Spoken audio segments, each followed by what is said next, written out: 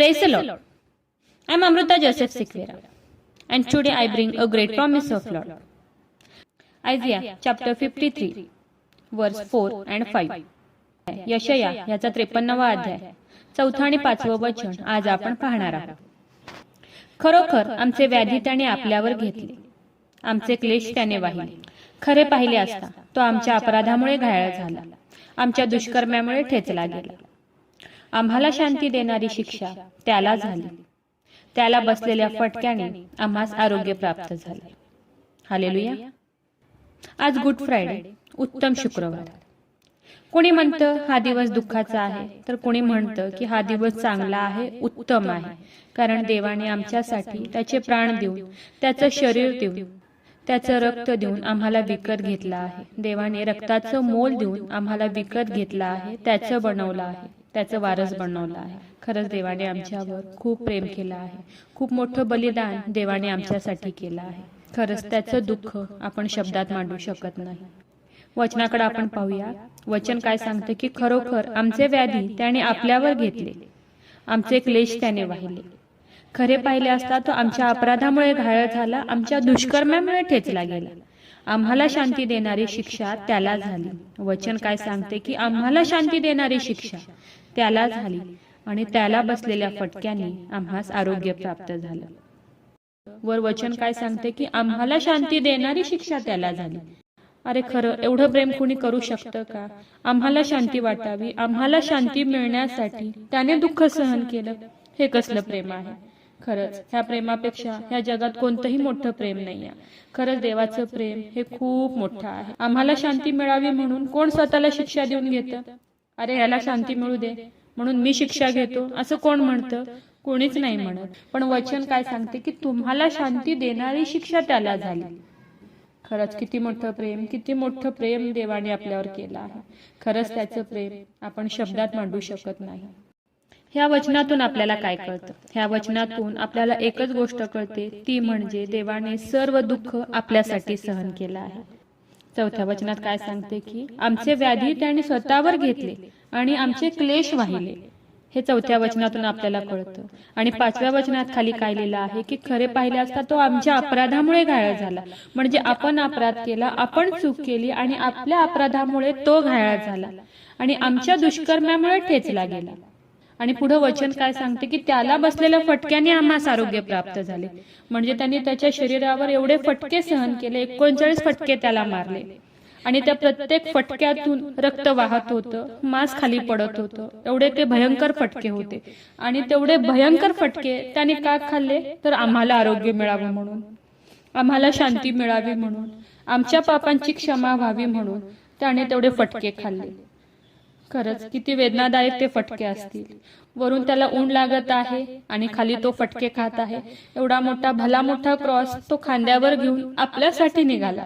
आपल्या पापांसाठी त्याने तेवढा मोठा भार, तेवढा मोठा क्रॉस, तेवढा मोठा वधस्तंभ खांद्यावर घेऊन ओढत ओढत तो आपल्यासाठी निघाला. कारण की आपल्याला आरोग्य मिळावं, आपल्या पापांची क्षमा व्हावी, आपल्याला शांती मिळावी म्हणून देवाने एवढं मोठं दुःख सहन केलंय. एवढं मोठं प्रेम कोण करू शकतं? एवढी मोठी माया या जगात आपल्याला कोण करू शकतं? वचन काय सांगते की आमच्या अपराधामुळे तो घायल झाला आणि आमच्या दुष्कर्म्यामुळे तो ठेचला गेला. का ठेचला गेला? तर आमच्या दुष्कर्म्यामुळे तो ठेचला गेला आणि आम्हाला शांती देणारी शिक्षा, वचन काय सांगते की आम्हाला शांती देणारी शिक्षा त्याला झाली आणि त्याला बसलेल्या प्रत्येक फटक्याने आम्हास आरोग्य प्राप्त झालं. खरंच एवढं प्रेम, एवढी माया ह्या जगात आपल्याला कोण करू शकतं? कुणीच नाही. एवढं प्रेम आपल्यावर कुणीही करू शकत नाही. खरंच त्याने एवढं मोठं दुःख आपल्यासाठी सहन केलं आहे. एवढा मोठा भार त्याने, आपल्या दुष्कर्म्याचा भार त्याने स्वतःच्या खांद्यावर वाहिला आहे. माकृ शुभवर्तमानाचा 14वा अध्याय 65व्या वचनात आपण पाहतो की वचन काय सांगतं, मग कित्येक जण त्याच्यावर थुंकू लागले, त्याचे तोंड झाकून त्याला बुक्क्या मारू लागले, त्याला चपराक मारले, त्याला फटके मारले, त्याच्या हातापायामध्ये धारधार कुऱ्हाडी खिळे ठोकले. त्याला तहान लागली होती तेव्हा त्याला आंब दिले, त्याच्या पोटात धारधार भाला खुपसला. खरंच किती मोठं दुःख सहन देवाने आमच्यासाठी केलं आहे. एवढं प्रेम ह्या जगात आपल्यावर कुणीही करू शकत नाही. खरंच हा उत्तम शुक्रवार आहे. खरंच हा उत्तम शुक्रवार आहे, कारण देवाने त्याचं रक्त देऊन, त्याचं शरीर देऊन आम्हाला विकत घेतलं आहे. त्याच्या रक्ताचं मोल देऊन आम्हाला विकत घेतलं आहे. एवढं प्रेम ह्या जगात आपल्यावर कोणीही करू शकत नाही. म्हणून वचन काय सांगते की खरे पाहिले असता तो आमच्या अपराधामुळे घायल झाला, आमच्या दुष्कर्मामुळे ठेचला गेला. आम्हाला शांती देणारी शिक्षा त्याला झाली आणि त्याला बसलेल्या फटक्याने आम्हास आरोग्य प्राप्त झाले. खरंच खूप मोठं प्रेम, खूप मोठी माया देवाने आपल्यावर केलं आहे. खरंच खरंच खरंच त्याचं प्रेम आपण शब्दात मांडू शकत नाही आणि त्याचं दुःख आपण इमॅजिन सुद्धा करू शकत नाही. त्याने भोगलेलं दुःख, त्याने वाहिलेला तो क्रूसखांब, त्याने खाल्लेले ते फटके, त्याच्या तोंडात बसलेल्या त्या चापटा, त्याचे ओढलेले केस, त्याची ओढलेली दाढी आपण खरंच इमॅजिन सुद्धा करू शकत नाही. ते काय त्या वेदना असतील, काय ते दुःख असेल, किती देवाने ते सहन केलं आपण इमॅजिन सुद्धा करू शकत नाही. खरंच खूप मोठं प्रेम, खूप मोठी माया, खूप खूप खूप प्रेम देवाने खरंच आपल्यावर केलं आहे. खरं देवाचं वचन खूप सुंदर आहे. देवाचं प्रेम हे खूप मोठं आहे आणि खरंच देवाची फक्त एकच इच्छा आहे की आपण त्याच्यामध्ये राहावं आणि त्याची वचने आपल्यात राहावी. एवढीच देवाची आपल्याकडून इच्छा आहे आणि म्हणून आपण त्याच्यामध्ये राहणं गरजेचं आहे, त्याच्यामध्ये वाढणं गरजेचं आहे. त्याचं वचन आपल्या हृदयात असणं खूप गरजेचं आहे, कारण की देवाने स्वतःचा प्राण देऊन, रक्त वाहून आपल्याला विकत घेतला आहे. खरंच खूप मोठं प्रेम, खूप मोठी माया देवाने आज आपल्यावर केली आहे. तर चला देवाच्या वचनावर विश्वास ठेवूया, त्याच्या ह्या वचनाला क्लेम करूया. नक्कीच ह्या वचनाद्वारे देव तुम्हाला खूप खूप आशीर्वादित करू.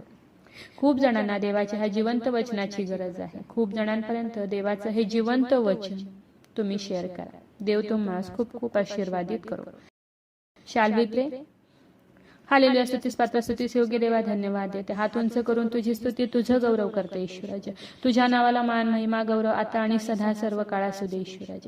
सुंदर अशा दिवसासाठी प्रभू ईश्वपा मी मनापासून आभार मानते ईश्वराज. सुंदर असं गोड प्रॉमिस प्रभू ईश्वपा तू आज आम्हाला दिलं, उपकार मानते ईश्वराज. खरंच ईश्वराज खूप प्रेम, खूप प्रेम, खूप असं प्रेम देवा तू आज आम्हावर केलेलं आहे. धन्यवाद देते ईश्वराज. तुझ्या रक्ताची खंडणी भरून तू आम्हाला विकत घेतला आहे, तुझं वारस बनवलं आहे.